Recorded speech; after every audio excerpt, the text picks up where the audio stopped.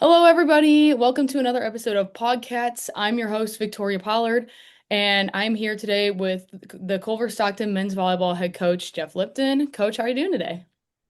I'm good, especially good after last night's win. So Absolutely. That brings me into my first question. I wanted to say congratulations on your first win of the season, which did happen to be the home opener as well, which is always nice. So always. yeah. Obviously, this was an important game, again, being the home opener, and then a five-set thriller as well. You guys are looking for your first win of the season. Can you kind of just walk me through what you were thinking throughout the game and kind of the emotions that you and your team were feeling? We had discussed prior to the match the keys for winning for that game were, and they, for the most part, met most of those keys except maybe for one. But I think even that one key where we were talking about serving purpose and focus didn't really come into action until late into the third game and well through the fourth and fifth games. We started serving um, better in terms of putting pressure on the other team to do stuff. So that makes um, really important factor. The other one is while we have a senior setter who is out with concussion, we have a freshman in, and one of the other keys to the game we said is we need to work better for the center. We need to make his job easier so that we can take a little bit of heat off of him having to be perfect, which we don't need. So last night he had 50 assists for 5 games. We're talking about 10 assists per game, and that paid off. And of course, it doesn't hurt when a couple of your hitters are getting really hot and aren't making a lot of mistakes.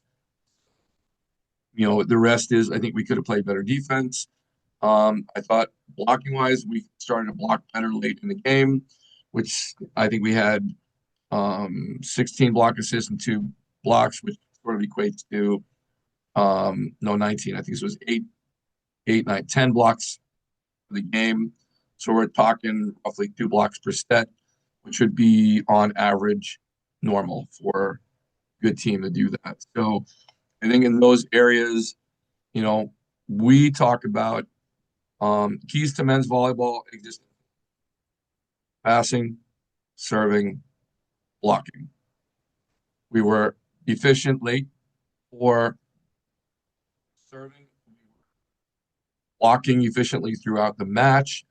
And they're a really good team. They got some big hitters, and we just have to solve the problem. And then I thought we passed serve receive really well. So, again, all the factors that we need to be in play, are there.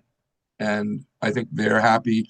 You go to school here, so anytime you get to ring the bell is a really monumental thing. And if we could ring the bell a little bit more this month, that'd even be better. So that's really I guess it caps it, and that's the match right there.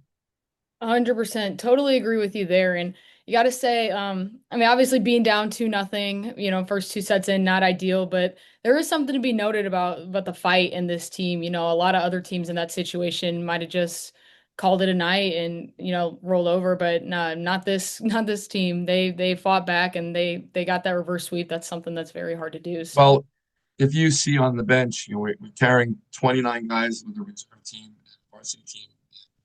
The bench was pretty electric, absolutely. right? So it's sort of like having your own home crowd, like right there. And I think that makes a difference because everybody's really 100%. working for everybody on in all areas of the game. And again, when you're looking for your first win and and you've been struggling and you're trying to find some level of just everybody just relax. Last night was a good night to win a game and sort of learn more about what we're about because statistically last year we played 6 5 game matches, of which in all of those matches we were leading in games that we should have won and then lost those games. And last night, which is not typical, momentum through game 4 and 5 was really high on our side, and we weren't showing any signs of of slowing down. And I was like, well, let's not get in the way of that. Let everybody just do their thing, and and whatever happens, happens. And I thought, we were on that. And I don't know that Westminster expected that. So take that. Absolutely. 100% agree with you there, coach. Now, I will obviously this win is definitely a step in the right direction. However, the team does still sit at a 1-5 record. Looking at these early matches, what are some things that you would like to see the team improve upon, and what are some things you think they've done well so far? Well, I think we've been competitive, winning. I say this, and and this has been my career, talking 30 years. Never told a team we're going to be winners. I said we're going to prepare for matches and we're going to be competitive. And if we're competitive and we're doing what we practice, then we're going to get what we want from that. Obviously, what they want is a win. What I want, but you can call it superstitious. You can call it whatever. I'm just not going to go out there and go, we're gonna win, whether I believe it or not. Players have to believe it, and they have to believe that they're ready. As an athlete, you know this, especially in our sport, a lot of it is mental because we're not a physical sport in terms of basketball or soccer or even football where you have physical contact with people. So a lot of what we do has to be internal mental. And if you don't think you can do it, probably not going to do it. And if you believe that you can, chances are, if everybody believes that they can, well, great things come from that. So that's always the part, is keeping the mental side going where everybody understands we know we can do this. Everybody has to be on board with that. And that's what creates winning, in general. Other than that, every day is back to work. I said to our team last night, at the end of the night, I said, basketball is struggling during the season, yet they come into practice every night and they work hard. They work very hard and Yes. they haven't given up the ship, and they've been getting some wins late in the season that show that, they can, they got it. So I'm like going, so we've had a little bit of a rough start, and guess what? We can do the same thing. And I think that it's early in the season where we can take advantage of, you know, what we've done and build upon that. So, if I want to use men's basketball as a motivator, we got a team right next to us that is struggled with. They have a lot of young guys, a lot of new players, and they're trying to find their way and find, you know, how it's going to work for them. We have a lot of new players, young, and everybody has to sort of find their way. But still, at the end of the day, you got to believe. So, Absolutely. I'm like ready to run through a wall for you right now. I mean, I feel like you're so right in that a lot of times, like with volleyball, people tend to overlook the mental side of the game. And sometimes that's the biggest make or break. That's the biggest difference maker is the team with the better mentality.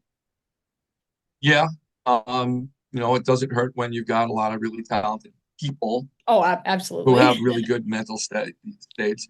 But I think we've got the people and we've got the mentals. It's just a matter of truly believing and then executing. And again, our game depends solely on the person's intent, not anything else. Because I can't come to the other side of the net and push you or choke you or knock you on your butt. I can't do that. So that external force isn't there. It's only a ball. So if you get hit by a ball, you got a choice: either dig it or don't dig it. If you're gonna hit, take the shot, and you've got to manufacture a lot of emotional behavior on your own. But it doesn't hurt when everybody around you is working at the same emotional point. Volleyball is different. It's a confounding sport for a lot of people. And I've been coaching now 30 years, and I've had experience and winning at a lot of different levels. And at the end of the day, the winning teams that I had were all teams where they said, Coach, we got this. And when your team tells you we're in control, you know, it's about coach sitting on sidelines and sort of getting on board with the ride because you need to be there for the right reasons. So um, I sort of look at it as that is players can take over the processes and play, and a coach can be an advisor, mentor, not the fount of all knowledge, because I just don't believe that's the way it works. Then Of course. you get stuff for that. It's I've been here 4 years now, rebuilding this program and trying to get stability in areas that haven't been here for much of the program. And now we're starting to reap the reward of some of that stability. Absolutely. Every match is a new match. When you play in the heart, every match is going to be like that one last night. Yep. So you got to bring it mentally, Oh yeah. physically, and you're a college student, so you have classes, you got a life, you got volleyball. There's just so much. Very true. I agree with you there. Um, you did mention this earlier, talking about a lot of new faces, a lot of new guys. I'm gonna highlight one person in particular and ask a little about him. I'd like you to tell me a little about Cooper Varner. I mean, the true freshman. He's come in, he's established himself as a sixth rotation player, and he currently leads this Wildcat team in kills. What can the team continue to expect from him going forward, and what can fans expect from him? Well, we recruited him here to be a one. We're graduating 5 guys, and I needed somebody who could come in and start right away. I don't believe that every freshman can do that, but he was brought here for that purpose, and we're getting that. But also, same thing like Irvin as freshman setter, everybody's going to have their learning curve moments. 100%. He's very smart. He takes coaching really well, and our goal is for him is to let him lead the way, and for us to sort of be there, as you say, let's keep the wheels on the bus, and you drive the bus. So um, he's here doing what we brought him here to do, and others are following suit, and we're just not going to restrain him. I mean, there are times where he's not playing well. I'll do the same thing I did to others last night, and put him back on when we know he's ready to go back and re-engage, and he's good. He's got some of that West Coast mentality, which is really chill. He's not really bothered by things, or he doesn't really show that he's bothered by things. So that's a really good thing. Absolutely, yeah. So again, I don't want to overblow it. He's got to learn the heart, and he's got to learn to play. And the only way for him to evolve as a player, and player that he can evolve to, is he's got to play. Absolutely. Experience is the best teacher. I mean, Yep. So for sure. his playing and his evolution will come as he's doing it. So not getting in the way of that. Absolutely. Another kind of lineup centered question. I've been meaning to ask you this a while, and I think a lot of people are also wondering, because it's kind of one of the unique aspects of Culver men's volleyball. You do use your liberos in a slightly more unique way compared to a lot of other teams, with one coming in solely for serve receive, or not solely, but one coming in mainly for serve receive, one coming in for defense. Can you kind of just explain like your strategy behind that and why you prefer this system over a traditional, one libero kind of doing most of the work kind of thing? Says, they could find one libero who could do everything. That would be great. But um, I think serve receive is a different function of the game as defense is a different function of the game. Absolutely. So because we can use two liberos, I'll say this because I can say it. When I coached at another college, we were the first team in America to start using two liberos in men's volleyball because everybody only used one. And in club, when I was coaching club at the same time, we started using two liberos because we could. And um, I see it as digging an 80-mile-an-hour fastball is not the same as reading trajectories for serve retrieve. Therefore, I want one person to focus on one thing, and I want the other person to focus on the other. But as you realize, you're the service receive libero. While you're in, you still have to play defense. Yep. And I've sort of redefined the purpose for being a libero. We say we want our liberos to do superior serve receive, direct transition into free balls and down balls. And at the end of the night, I only need the libero to dig one hard driven ball. One. And if both of them at some point in the game dig a hard driven ball, they've done their job for the night. Last night, I think Brooklyn dug, I think, two really ripped on balls right up. So he got overtime pay. And CK was struggling just a little bit, but he also got a ball up and did his job. And we're trying to take the heat off of the idea of that Barrow is some superhuman individual who solves all problems. And it doesn't work like that. And as long as I've been doing this, I've not changed my mind about that. Plus, the other side is let's just say an unselfish one. I got five liberos on my team, and at least three of them are really, really, really good. Why should I not be using them? Why should I be sitting them on the bench? Yeah. I totally, yeah, agree. And the roles could change. It could be CJ being the service libero, and Brooklyn could be. So it just so happens that Brooklyn has made himself invaluable in serve receive, and we're not going to change that. And CK comes in and tries to figure out maybe the harder job. How do I dig the impossible ball? So that's my philosophy. I think I've had it forever. As we're talking 26 years of, I see no change in that.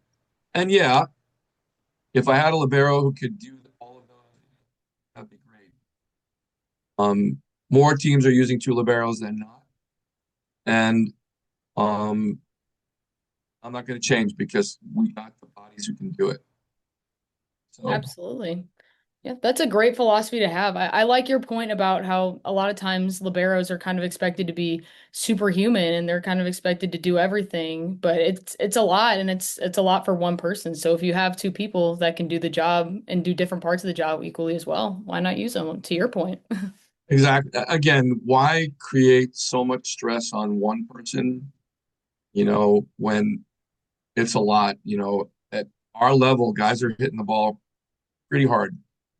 And when there's no block there, we're asking somebody to get in the way of that ball and do something amazing with it. And you can't dig all those balls. I mean, even in women's volleyball in the NAIA and the Heart, there are some good hitters out there. And Oh there are yeah. some good women, there are some good, really good women liberos, but nobody's digging every ball. No. Nobody's digging every ball and nobody's passing every ball perfect. So the point of having extra bodies, and now the rule changed. Here is the fundamental change in volleyball. You can change the libero in every game, whether you use two or one. Doesn't matter. So I can solve problems that I might not have solved in the past because I can change the libero. 100%. So, again, winning volleyball is about understanding how the rules work for you, not how they work against you. We always look at the rules as sort of like lines person made a bad call or the referee made a call, and now you've got the rules working against you because your team did something that the rules say you can't do. Well, that's not what the rules are there for. Rules are there to understand how to win the game. And if you play by these rules and you do these things, you're going to win volleyball games. So call it semantics if you want, but the glass is always half full with me, not half empty. Absolutely. I love that. I love that right there. Kind of keeping the topic like on your players. We talked a bit about some of the newer faces. Tell me a little bit about some of the veterans, some of the players. Which veterans have kind of emerged as leaders for you so far into this season? Well, again, like Brooklyn is our libero. Brooklyn and CK. CK is a senior. Brooklyn's a junior. Um, we're starting to see the emergence of Rio Victor side. Oh yeah. Last year he was struggling. This year, he's starting to come on. Zach Kowalowitz is a middle. Zach's always been high energy guy and wants to win in the worst way, and comes up. I mean, he's just all full of fire, and um, and we've got other guys there that are role players, and I'm hoping that more of those guys will be able to eke into the starting lineup when we need them. And we have again a relatively young team. It's dominated probably by sophomores, some freshmen, and a couple of seniors. And we've been lucky to have Matt Reese for 4 years. And even though right now he's struggling to get through a concussion, and we know we'll get him back this week, so he'll be ready for next week. It is tough when your quarterback isn't in the game. Absolutely. So again, every team has its issues, and we're sort of learning how to deal with them, and that's been the tough part. But it's also an important part of learning is you've got to learn how to deal with to learn how to deal with that. Absolutely.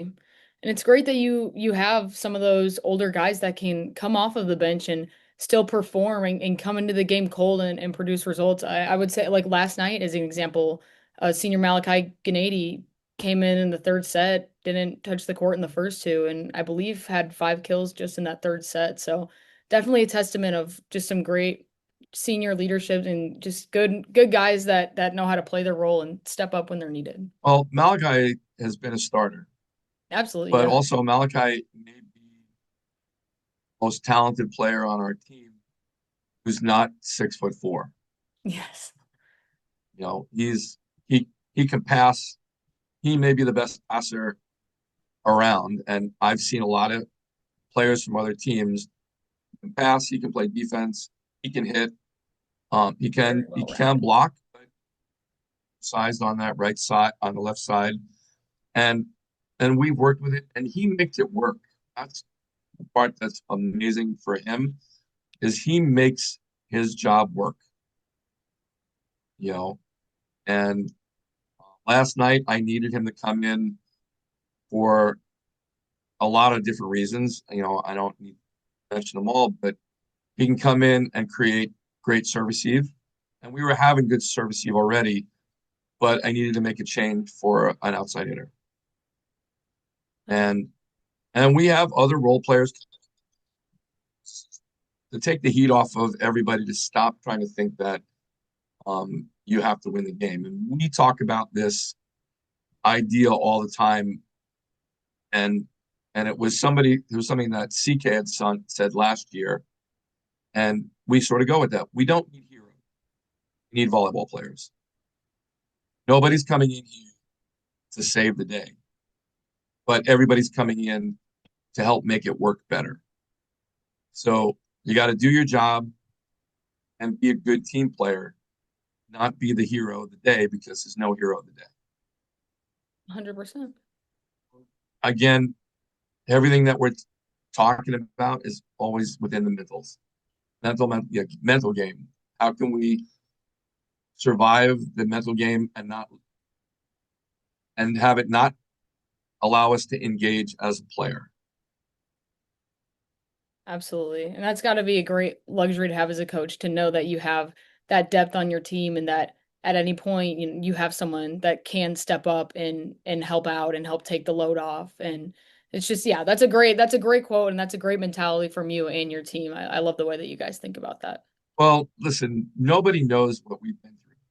You know, Yeah. you're here at a time when I first got here, regardless of what I was supposed to have, we only had 10 players. Oh, wow. You cannot play part of America's schedule with 10 players. No, There are matches where we are limping around trying to play. I can only And the imagine. following year, we had, I think, 14. And then the following year after that, we had somewhere 14, 15, 16. And then I've been working feverishly, and now we have 29 players, maybe 27 because we have those who are injured as well. But still, we have a squad of close to 30 guys out there training every day and working hard.